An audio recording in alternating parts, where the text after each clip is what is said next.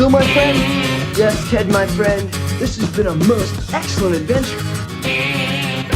Greetings, most excellent friends, and welcome to episode 4 of Bill and Ted's excellent podcast. I am your host, Linda Kay, and I am also the web dudess of Bill and Ted's excellent online adventure, which you can find at billandted.org. Thank you once again for joining us. We're so glad to have you back with us. We've got a really fun show today. As we promised in our last episode, we have a first-hand account of what happened at Alex's Kickstarter Excellent Adventure screening in New York that took place January 4th. And not only that, but we also have some audio from the event of Alex himself. So we're very excited to share that. And our featured artist today is the one and only, the most outstanding and non-heinous Rappy McRapperson. Yes, we are going to be featuring a brand new mix of the Bill and Ted Super Song. So you won't want to miss that. That'll be later in the show. But first, let's start with some news. Arturo Gil, who played one half of Station in Bill and Ted's Bogus Journey, and whom we've interviewed for the website, he's the most outstanding dude. He's going to be appearing in a new series, which debuts on the Discovery Channel on January 27th at 10 p.m., and it is called Rods and Wheels. It's a brand new reality show, and it's all about the owners and the workers at a place called The Rod Shop, which is in Simi Valley, California, and it follows their quest to restore and flip classic cars and hot rods. And you won't want to miss it. It's January 27th at 10 p.m. on the Discovery Channel, Rods and Wheels. So check it out. Or you know Arturo, he is a most entertaining dude. He works on the cars. He looks like he's an awesome mechanic, as well as a great actor. So check it out. We're going to be watching, and we're going to bring you more information about the show later on as well.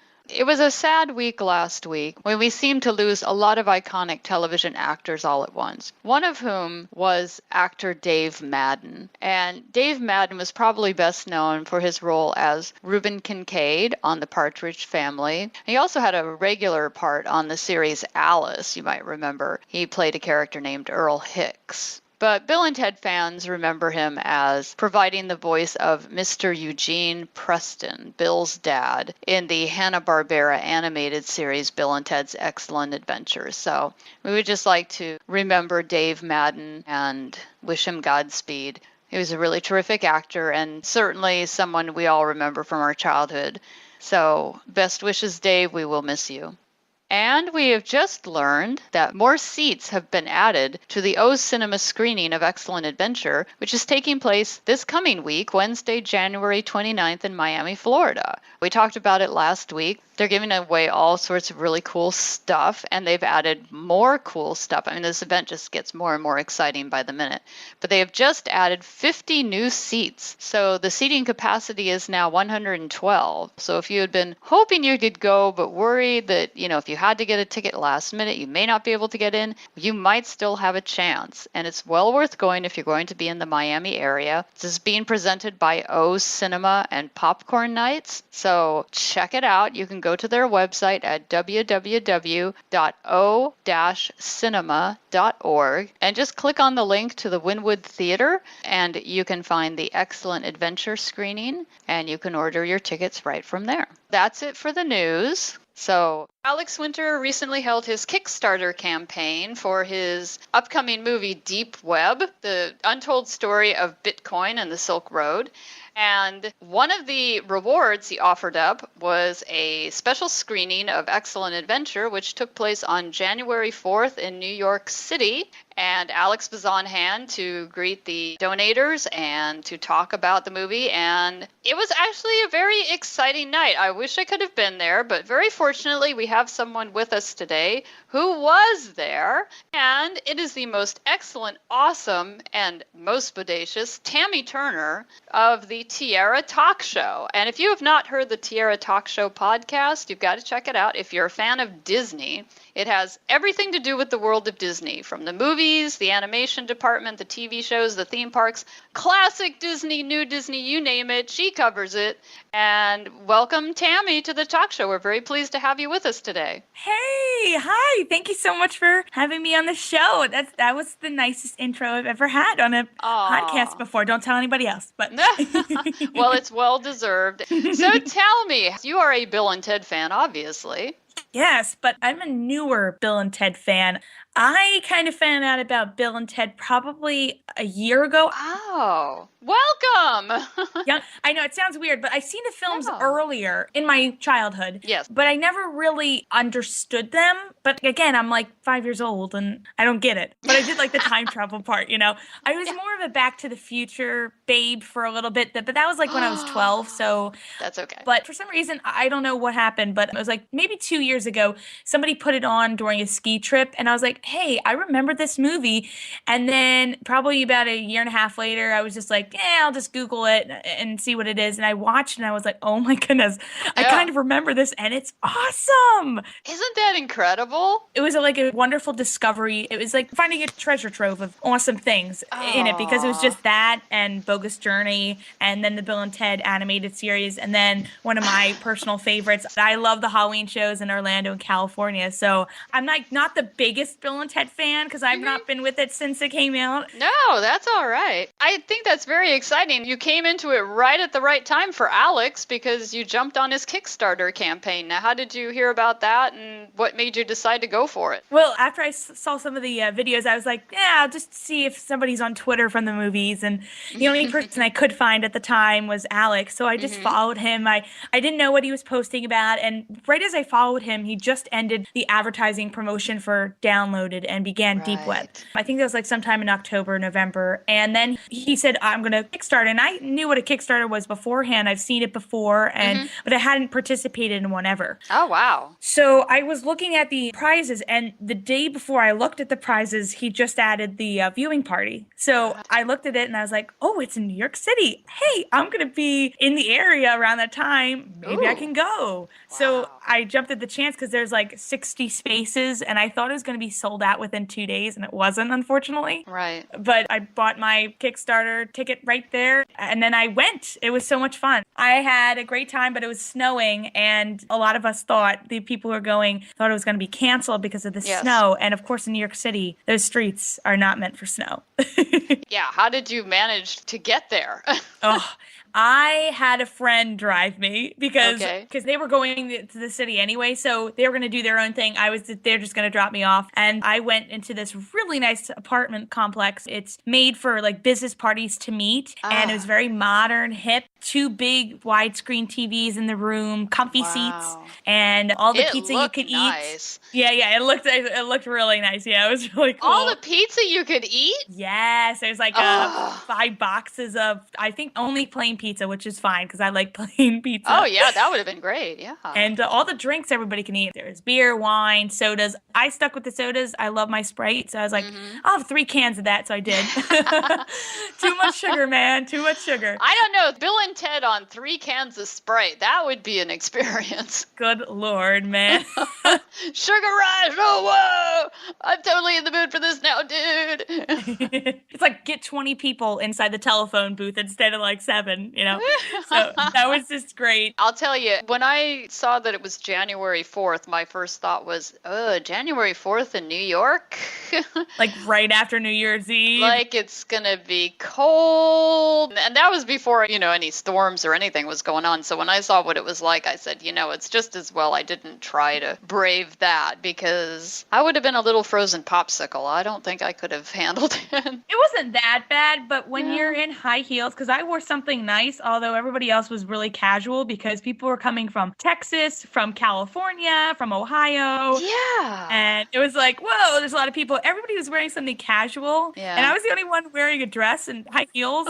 And right after my high heels kind of sunk into the snow, I knew that that was not the correct choice of clothing wear. So it was like, But I soldiered on because, Good. again, Thank you. feels are pretty cool. We're glad you did, because not only did you attend, but you also audio recorded Alex's talk. Yeah. And you're going to share some of that with us, which we're very excited about. Absolutely, yeah. The Q&A. Well, we had a little talk before the movie, and then we had a talk after. So the talk in the beginning of the movie was basically Alex kind of explained to us that he had never seen the movie since it came out. Whoa. And he was serious about that because, like he said, he's been to screenings, but he's never sat down and watched them. He's been out in the hallway on his phone. So, you know, hey, that's how a lot of people work. Hey, Johnny Depp does the same exact thing. I don't know if I want to see my face up on a screen because I'd be embarrassed, you know? Yeah, I've heard that too. That's interesting. But seriously, as big as it is, you'd think he would have just somehow, even on a plane or something, accidentally got stuck watching it sometime. He said he watched Bogus Journey a couple times. But, you know, I think he liked Bogus Journey maybe a little bit better because he said he loved portraying his grandmother in that. But Alex was just saying, you know, he had never seen it. So he said, be aware if you do look my way, I might be blushing and I might be very conscious of what I'm seeing on screen and not very happy with it. So he said, with that, you know, Bill and Ted's going to start. So the movie started and he sat behind me so I could hear him like laughing at specific parts. He didn't laugh at himself or Keanu. He just laughed at everything that Napoleon and Abraham Lincoln and Joan of Arc, you know, he was laughing at those guys. And oh, wow. As he said, the terrible effects with the phone booth. So, well, since he's a filmmaker, I guess he does look at it from a filmmaking point of view, and he's like, oh, okay. Absolutely. Who wouldn't? You know, like after a certain amount of time of making films and being in them and then starting to make them as a director, you're kind of criticizing them as you go along. But, you know, that's what comes with being in a film business, you know? Mm-hmm. But I heard him laughing here and there. It was really fun. It was nice to sit with people who understood. Yeah, I mean, obviously they were big fans, or you said they were coming from all over the country to attend it. I assume they really enjoyed seeing it. You don't usually get to see it with a big group of people. No. It was with about probably 15 of us, maybe less than that, because they were expecting a lot more people. But hey, I thought it was nice as a small group of people. We got to say hello to one another. Yeah. Shout out to Nathan. I got to meet Nathan. Nathan's from Ohio. Hey, Nathan, dude. Excellent. Yeah, he was really nice. We talked for a while. Cool. And then I met some other people. There was a father and daughter there from Texas, and he loves the movie. He watches it with his daughter all the time. He was explaining, and it was really fun. It was really nice to hear everybody else laughing along with you because you like know when the jokes are happening, but it's nice to hear a big hearty laughter from everybody because everybody just enjoys it and loves it so much. So that was during the movie, and the movie concluded, and then Alex got up to answer any questions. You know, a couple people asked Bitcoin questions, of course, and then they asked the Bill and Ted. That was me. I started off the Bill and Ted questions. I don't know what question I asked, but I started it off. So we're going to play a few clips. I know in this first segment, he talks a little bit about the characters and what was the appeal of Bill and Ted, which seems to be a little bit of a mystery. So let's have a listen to this first segment. No one really knows why they stood the test of time. I sure as hell don't, neither do the writers. But I think there's two things that I think have helped. One is the sort of genuine kind of sweetness of the characters. That's you know, me and Keanu became instant best friends at the first audition. And we had to audition for this movie for like half a year before we got it. So it was like Olympic tryouts. And only stupid. Not requiring great athletic prowess. So there's that. It's like it was written by two best friends. It was sort of acted by two really close friends. So there's that. But I think also they're weirdly idiosyncratic movies. And they don't really fit any exact formula perfectly. And so I think the studios never really knew what to do with them. They were like, well, what are these? So like they're not really sex comedies because these guys don't have sex. So they're not interested. They're like, in those days it was like John Hughes movies like The Breakfast Club, where the kids were like smoking joints behind the bleachers and like, you know, having crushes with like, Bill and Ted are like two 9-year-olds. I mean, we don't have any interest in any of that, you know. Whenever they would say two stoner dudes, I'm like, no, you've missed the entire point of the movie. Like, these guys don't know what drugs are. You know? So studios didn't really, they'd have an easier time if we were stoners. You know, I think they were like, it's not Fast Times, it's not The Breakfast Club. Who are these kids? Like, are kids going to care about these guys? And so it was interesting because where they would miss it is what would make it be so cross-demo. Like, the answer was basically everybody would go. Like, little kids would go, and grown-ups would go, and old people would go. Yeah, so what I thought was interesting in that segment was, first of all, talking about the appeal of Bill and Ted and how it's just sort of surprised them that it's lasted so long.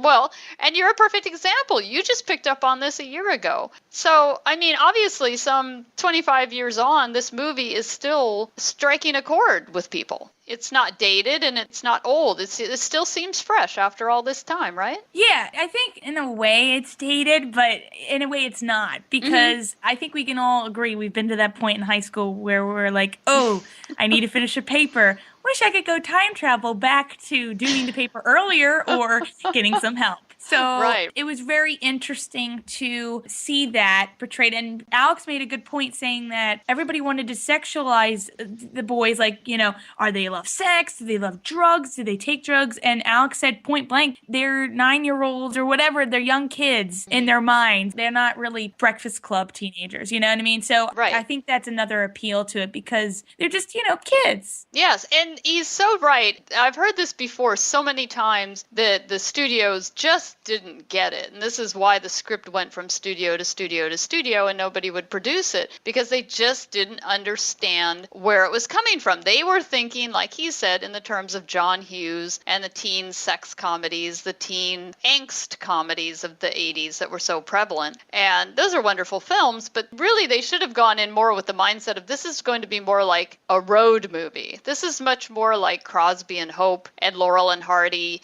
and those kind of classic comedy pairings. That has more to do with that than it has anything to do with the current teen comedies that were coming out at the time. And it really flummoxed the studios. Oh, yeah. And in the script, I know it was changed many times. And the movie itself, as all cult movies and all movies go, not every movie is perfect. And we can clearly see that. Like, there's some parts of the script where it's like, sometimes I wish the princesses would have joined them, you know, that, you know, at Yes. that, and they come out at the end. Right. But I think that the ending is really big and out there, and it makes you feel good that these guys finally passed. Yeah, so well, let's play the next clip.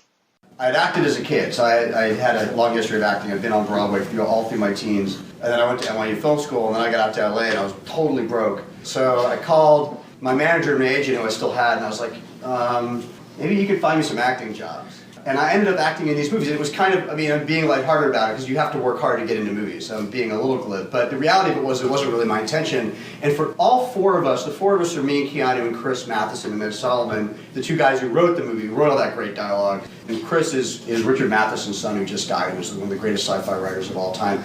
It was Richard who told him to make a movie out of this story. The story was originally, they were at UCLA and they did it as stand-up. They would play Bill and Ted, and they would just go around playing Bill and Ted as stand-up. And then they turned into a movie. Dino De Laurentiis produced it. He had no idea what he was making whatsoever. It was one of the weirdest accidents. But he knew he could make it cheaply. We shot some of it in Rome because he owned Rome at the time. So for no reason, we shot half that movie in Rome, the other half in Phoenix, because why not? So the whole thing was just one of these weird, it was really a weird accident. It was made for very little money, and we never thought it was ever going to see the light of day. And we didn't dismiss what we were making because we had such a good time making it. Like, we all became like a family. We stayed friends forever. It's just kind of this weird, wonderful gift, and it's like, it's a Wonderful Life or Wizard of Oz. It's a fairly innocuous, quirky, weird movie. And yet, for some reason, it just kind of keeps ticking along. We think it's really wonderful. It's just not anything in the industry that you expect or that you can bottle or you can do it, whether it's something weird and small like this. And this is small. It's a low-budget movie, obviously. You know, Chris Nolan was saying that about the Batman movies, that they're just like, if you hit the zeitgeist, you hit it, and you have no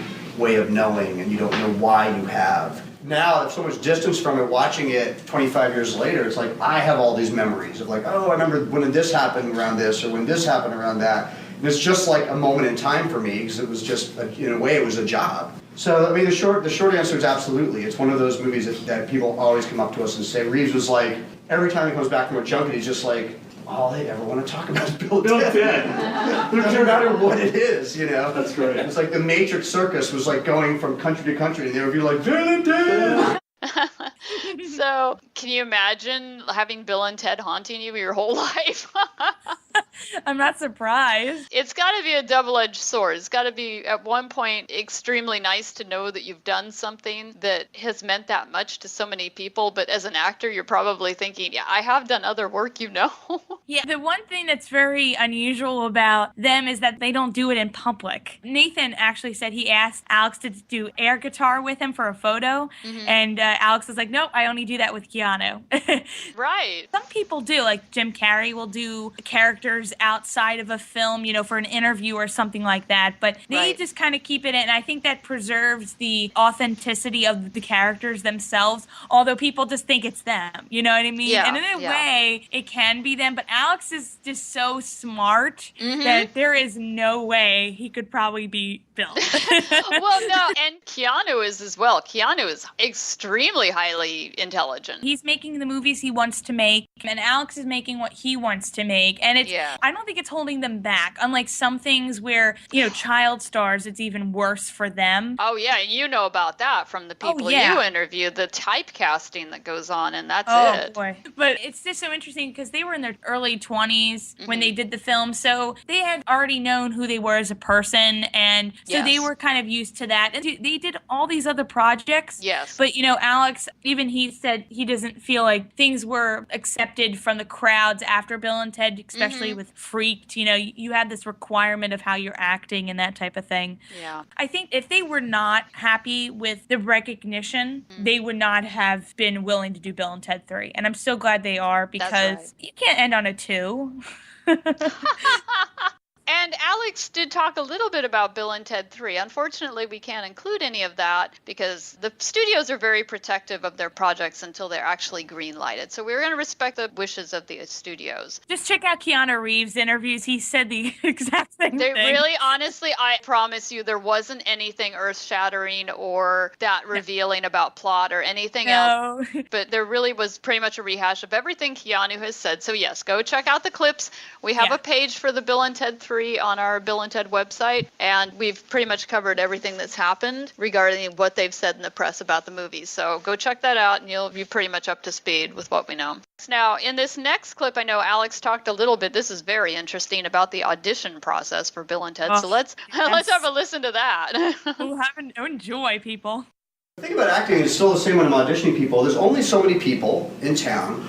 There's only so many parts. Until you sort of met the writers and got the vernacular by actually physically meeting them, on paper, it was like, it's like this could be some really weird 4 in the morning HBO Back to the Future novel. Which it kind of is, but in a sweet way. And I remember my scene that I had to audition, and I did, this is really funny. I wish I had these tapes because it would actually be hysterical. This is all these, I remember I had to do that flippin' scene where I kneeled over Ted. You killed Ted, you medieval thinking that, like, oh, don't be dead, do that. That was my audition scene, so I had to do that over and over, and I did it with Pauly Shore as Ted. I did it with Kiefer Sutherland as Ted. I did it with, who else? I mean, it was everybody. It was like, I was always kneeling over like somebody doing that stupid monologue, Corey Feldman. It was like, and I remember it was one of those things, by the time I got to doing it, I was just like, oh God, I have to do this freaking scene again. But it was it went on and on and on. The audition process was ridiculously long, much longer than anything I'd ever done before. Like we were for like a half year, we were auditioning for Bill and Ted, and we'd hang out. We both played bass, which is hysterical.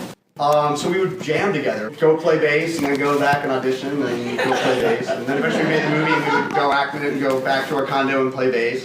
And the ADs would kind of walk in, like give us our call sheets, and be like, okay guys, I'm just going to leave this here, like, step out backwards. So yeah, it was everybody. And I remember, there's a funny story Chris and Ed tell, which I think they may have been told on the Blu-ray, about how they were really worried. They'd been casting, and they couldn't find the guys, and they finally cast us, but they were still kind of weirded out, and they were in a McDonald's, and they were waiting in line, and they were just like, God, it's so hard to find these guys. And they heard these 2 guys in front, like, bickering, trying to order, and they're like, why can't we get those guys? Those guys are perfect. And it was us. Really embarrassing. Okay, so there was some interesting revelations in that. I knew about Pauly Shore because Pauly Shore hosted the Bogus Journey premiere party. I had no idea. He talked about that quite extensively, kind of lamenting the fact that he didn't end up in the movie. Oh boy. Which is fine, like he said, it was right for them. Yeah, some things just don't work, and Right. some people hold grudges about it, some people don't, and the right thing will come up. Yeah, but I mean, okay, and then there's others. At least Pauly Shore, I could semi-understand why he was, but Kiefer Sutherland? It was just we were hearing this and we're like, what? Corey Feldman?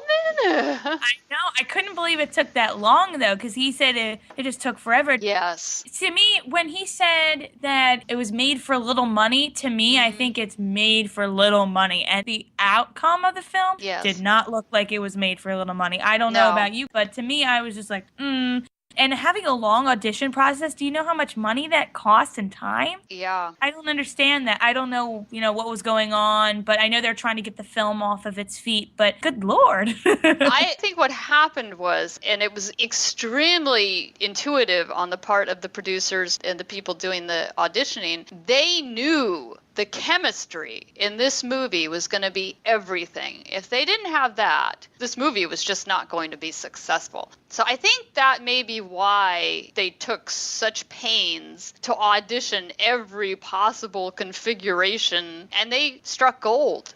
They found absolutely. it. You can't, it's one of those things that you couldn't even imagine it with any other people. It's like, how could it not be, Alex? Like, you sort of think, hey, it seems so natural. You would just think, oh, why didn't they just think to put Keanu and Alex together in the first place? Of course, they'd never met. So who knew that was going to work like that? And it only happens once in a while. So right. For them, that was probably the happiest moment the writers had. They were like, whoa. Yes, we finally got them after the whole McDonald's ordeal. When they saw it at McDonald's. And I just thought that story was so funny. That was actually really funny. That is the classic Bill and Ted story. Oh, yeah. Is seeing Alex and Keanu together. And if you ever watch any of the interviews of Alex and Keanu just talking about the movies, just the back and forthing that they do with their little word games. And then, they did all these crazy things to kill the time. And they would just play these weird word games where they try to up each other's word, like come up with a better adjective.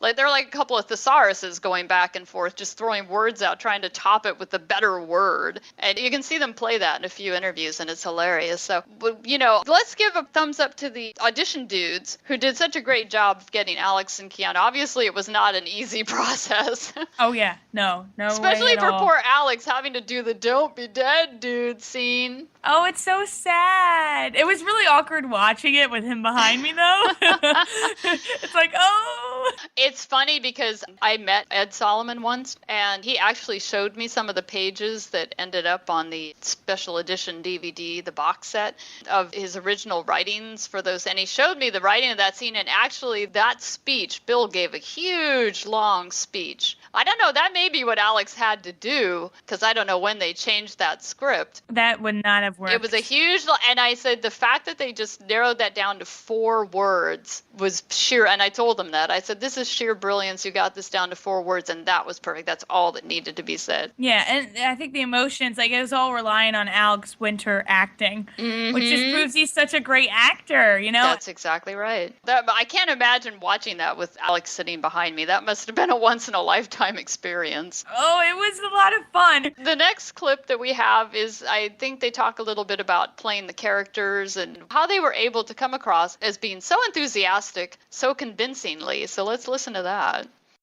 It's almost like looking at a family album, like, that's when we were in Rome, and it's fun to shoot in Rome if you're 20 years old. But, honestly, there were so many, just watching it, I'd say the 2 terms of shoot, there were really a lot of really amazing shoot days involving things that happened off camera. But on camera, the two most memorable things as I watched it were remembering shooting the Wild West scene. I'd always wanted to shoot a bar brawl in a Wild West town. And it was I think that's another thing about the movie that is infectious, is that we're 2 idiots who go on this adventure, and as actors we were kind of like 2 idiots who went on this adventure.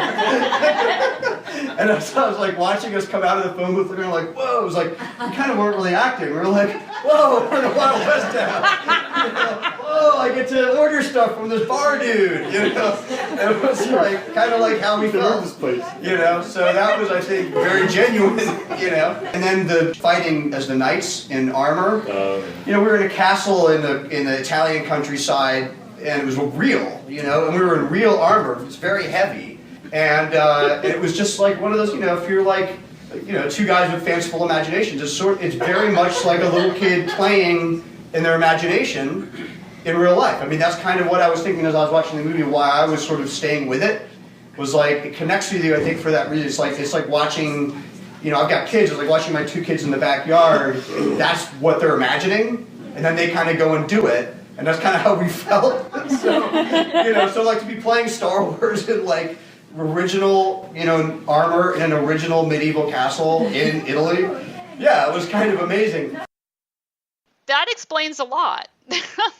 Why they seem to be having so much fun making the movie. They actually were. Who wouldn't want to be doing a Western bar brawl scene? Right, exactly. It was so quick, but just long enough for it. And I love the Western types of movies, so I would have killed for the moment to do that. That would have been so much fun. Oh, yeah, like get out the breakaway bottles and here we go, you know. You talked a little bit about how the movie is low budget, but it doesn't look low budget. No, it does not. I know, it's weird. I think a lot of that is just a lot of care and time was taken. And like David Link talked about in his interview that we did earlier, how Roy Forge Smith, who did the design and the costumes and stuff for this movie, had worked on Monty Python and the Holy Grail. Oh, I was just about to mention that. Right. Because I thought like the whole bar scene, I thought that they could have put a musical number like Knights of the Round Table. That's what I was just about to say. Because I just thought like it's so random and out there, and it's like a longer scene than everything else that they do with the other characters. You know what I mean? So and every extra had a costume. It looked like it must have been a reused set, that it must have been out there in the lot or something like that. Yeah, I guess it was sort of a bare bones thing, and they brought in everything, and they really, the people who worked on this movie, you could tell they really cared about what they were doing. They kind of went into it with the mindset of, we're going to have a lot of fun, and we're going to do what we can with what we have. But you kind of get the impression people went that little extra mile for this film. They kind of, you know, oh, we don't really need to do all this, but we're going to go do it. We don't really need to go glue all these leaves on the bushes to make it look like it's closer to summer than it is, you know, in the winter, which is when they filmed. But they did. And I think that kind of care and craftsmanship really showed. I think that's, too, part of why this is such a special movie. Yeah, but Alex talked about how everybody seemed like a really big family, and it was great seeing everybody on set. And I could totally feel that. You only get some movies where it's just so laid back, but a lot of fun, and work is happening, but you're still enjoying yourself while you're working. So that's another rare experience with the film too, which I think he said in other interviews he's just so very happy that he even got to partake in the film because of these two reasons, you know what I mean? So I can totally understand that from a standpoint, because if I wanted to be in a movie, I'd want to have fun and have fun with the people who are around me, and that doesn't happen with all movies. Right. And it shows on screen. Absolutely. Okay, so the next clip we have is you asked a question, and you asked a lot of questions, but this was a particularly good one. This is when you were asking about the phone booth. Let's hear the clip. At the time, it was stuck on a hydraulic unit about 40 feet up in the air against like a 200-foot green screen. And it was like, if you saw the movie Gravity, it was the opposite of that. It was like the most crude, like, you know, Byzantine, lo-fi. It looked like your plumber put it together. We were always sure we were going to die. Or if you went to a Kiss concert, at one point during one solo, they would all rise up with these little hydraulic lifts, and they'd be like shaking, and they'd be trying to play and not look terrified. That was us. And we were all actually crammed in it together. And everybody stank, and there's a lot of ad-libs in there around that, some of which still stayed in.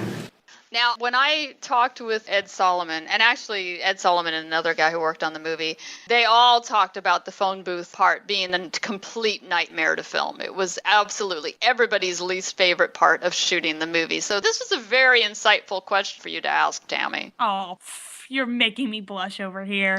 Thank you. I just thought that it was very interesting that everybody asks about Keanu and Alex working together, but not about them working with their other fellow cast members. Right. I feel like they're overlooked, even if Napoleon was in a majority of the film, even though he was having his own story going on, and Joan of Arc, Abraham Lincoln, everybody else who's in the phone booth with Bill and Ted. Of course, they're going to have some stories. I don't know about you, but when they have the gum scene, everybody's putting their own gum on it and passing it over. Yes. I just really grossed out, but Yes. they must have been like a big, nice bond of friendship going on, you know? So I just really wanted to know how that kind of worked for how they felt when they were filming the scenes. Did they enjoy, you know, each other's company? So that's why I asked that question. Wow, it was a very good one. And it's an interesting collection of people because all of them are coming from such different places. You have Jane Weedland, who's coming from the music side of things. You have the actors who have been on stage. You have Terry, who had acted mostly over in Australia. It's like all these people who would never have probably worked together in any other movie in the world, all coming together as this great ensemble cast on this one film. It's quite remarkable. Absolutely. Because I don't think I've ever seen an interview with the other cast members before. So I thought, hey, since Alex is here, let's ask him what he thought of the other cast members. And he said they had a great time working together, except for that phone booth scene. Oh, yeah, that was a nightmare. I like the way he compared it to Kiss up on the thing and like how terrified they were, and that was them. It was like, yeah. And David just told the story about how the phone booth actually fell, the whole crane fell in Missy's backyard, and that had to have scared everybody. It's like, oh, thank goodness we weren't in it then, you know? Yeah. So this last clip that we have, I particularly like this because I didn't know this. So let's listen. I was in Italy for almost a year because I did 2 movies there back to back. And I finished playing Bill, and I went directly into this very strange movie called Haunted Summer, about Lord Byron and the poet Shelley, and I played, there were only 5 people in it. It was Laura Dern, Eric Stoltz, me, and Alice Krieg, and Philip Anglin. And I played Byron's lover. These are all real characters. Dr. Polidori, who wrote the first vampire story, was an opium addict. And I went directly from playing Bill to this guy, right? And we shot in the same castle. I am not joking. Like 2 weeks after I shot that, or maybe a month, right? Because I had to stay on, get into this character's head, who like committed suicide at age 20 and wrote all this poetry and was totally crazy. And I remember I was in the castle and there were still like signs up from the Bill and Ted crew like, catering this way, dude! You know?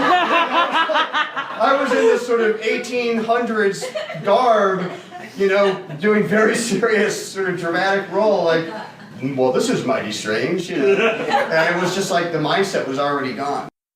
It's so great that you taped all this, Tammy. I mean, we really appreciate the fact that you were thinking ahead. Oh, no problem. All right, so I knew they shot the castle scenes in Italy. I didn't know De Laurentiis owned Italy, but I was like, what? I did not know that Haunted Summer was shot in the same castle right afterwards, and that had to have been extremely surreal, as Alex pointed out. I thought that was very interesting. I didn't even know it was a real castle, so I was kind of like, what?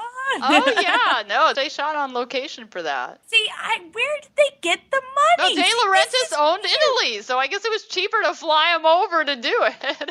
I think it's really nice that he was able to see the movie all the way through for the first time in so long with a smaller audience. Because like he said, he's been to screenings of Excellent Adventure with full theaters. And I think this was probably a much nicer way to relive that. With a small group you know is really not just somebody like, hey, this could be a laugh, let's go see Bill and Ted. You know, you're all paying a good chunk of money to go to this screening. You must be very passionate about it. Must have felt very comfortable there. Oh, yeah, it was very comfortable. Everybody was very nice to one another. There was no animosity at all. Everybody was really excited to hear one another's stories. Like one guy was telling a story about how sometimes at business meetings he'll yell out, oh, look, the Goodyear blimp. And then people look that way and be like, oh, whoa, wait, what are you talking about? And it'll completely throw them off. So we sharing those types of stories with one another and just really bonding over a film. But then while we're talking to one another, we find out what each other likes to do elsewise outside of loving Bill and Ted. So it's nice to connect with people through a film and then get to know them from there.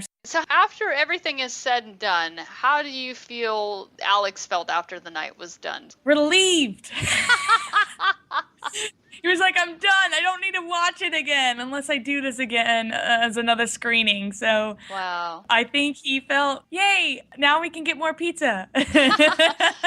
So he got some pizza, though. That's good. I'm glad he got some pizza. Yep. We did talk a good deal about Bitcoin. I did record some of that, but we didn't include in this podcast. Right, yeah. Which was a good balance, I guess, back and forth, because he talked about something he was really passionate about working on right now and something that he already did. I thought it was a little disjointed, actually, because, they really seriously, they got into a very deep and heavy discussion about Bitcoin, and then all of a sudden somebody threw back into Bill and Ted, and they were like, huh.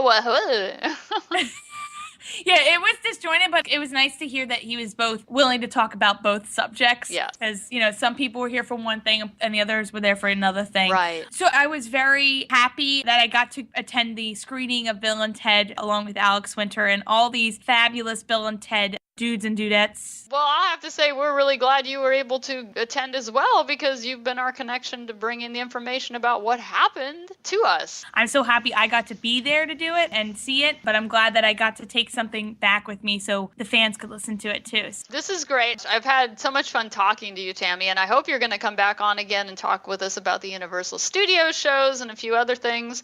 But in the meantime, you can listen to Tammy Turner on her own show, the Tiara Talk Show, which is totally awesome. If you love Disney, even if you're not just specifically a Disney fan, if you just love the making of movies or the behind the scenes of theme park shows, you're going to love this podcast. She does a fantastic job. Check it out. You can go to her website. It's at www.thetiaratalkshow.com, and that's tiara like Princess Tiara. Of course, you have to have your Disney princess tiara, right? Yes, absolutely. That's tiaratalkshow.com, and it's also on YouTube. So you got to give it a listen. And Tammy, thank you once again for coming on the show with us. Thank you so much for having me on the show. I really appreciate it. I had a fantastic time. And audience members, be excellent to one another and party on, dudes! Excellent. Air guitar!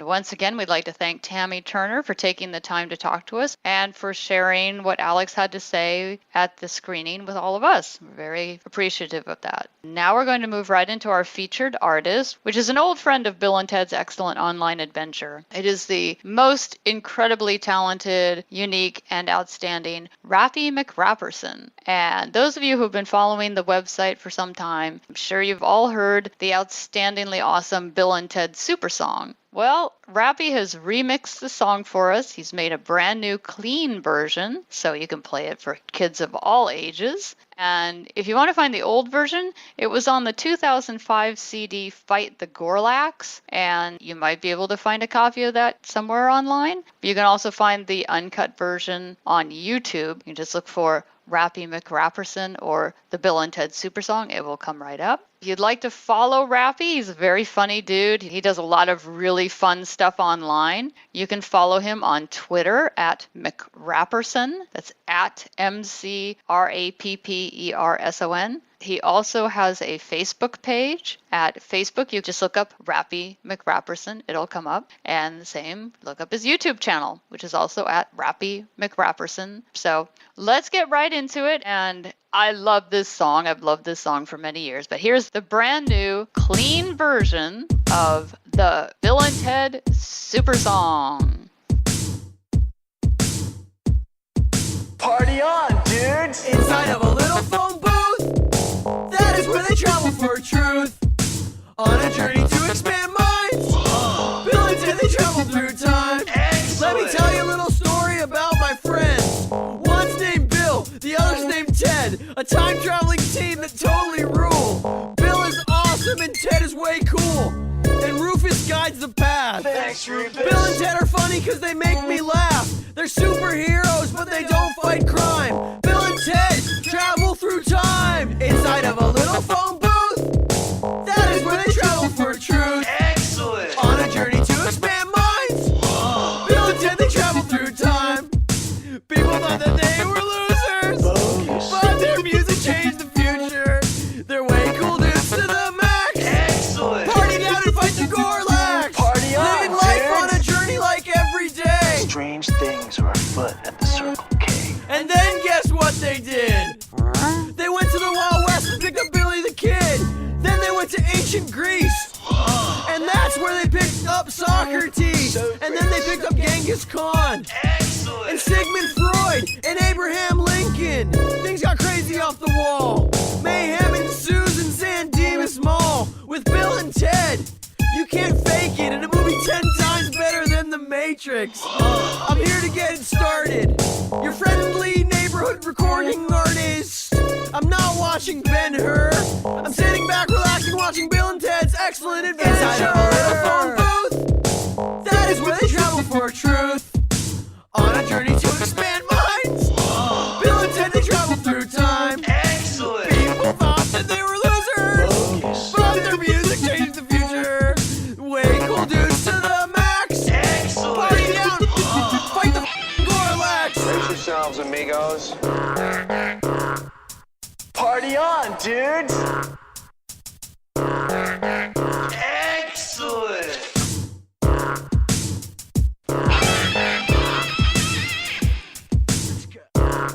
Ted, don't forget to wind your watch. Inside of a little phone booth, that is where they travel for truth. On a journey to expand minds, Bill and Ted, they travel through time. People thought that they were losers, but their music changed the future. Way cool dudes to the max. Party on, dude. Bill and Ted, they fight the Gorlax.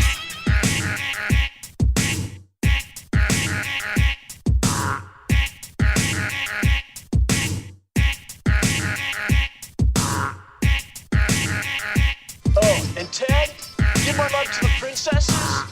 Who? You'll see. Catch you later, babes.